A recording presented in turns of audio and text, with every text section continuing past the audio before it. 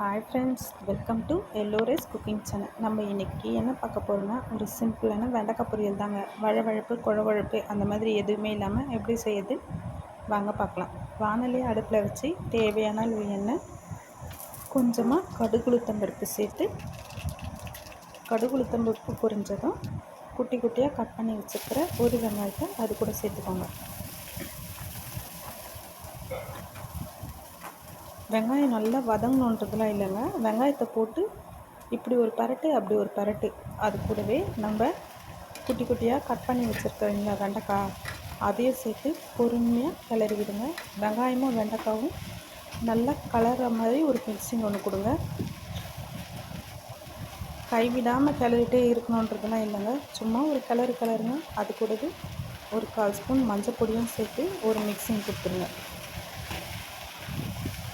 இப்போ பார்த்திங்கன்னா வெண்டைக்காய் நல்லாவே வதங்கி வந்தாச்சு. இந்த ஸ்டேஜில் வெண்டைக்காய்க்கு தேவையான உப்பு சேர்த்துக்கோங்க. இப்போ பார்த்திங்கன்னா வெண்டைக்காய் குழகுழப்பு வழவழப்பு அந்த மாதிரி எதுவுமே இருக்காது, நல்லா உதிரி உதிரியாகவே இருக்குங்க.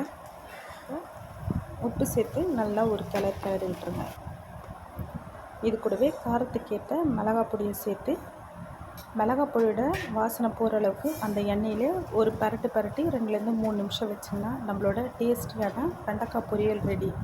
அதுக்கப்புறம் என்னங்க, சர்வ் பண்ண வேண்டியதான். ரசம் சாதம், சாம்பார் சாதம், தயிர் சாதம், அப்படி இல்லைன்னா இது கூடவே ஒரு முட்டை உடச்சி ஊற்றி அதில் சாதம் போட்டு கலரியும் சாப்பிட்லாம். நம்ம சேனல் பிடிச்சிருந்தா லைக் பண்ணுங்கள், ஷேர் பண்ணுங்கள், சப்ஸ்கிரைப் பண்ணுங்கள். தேங்க்யூ.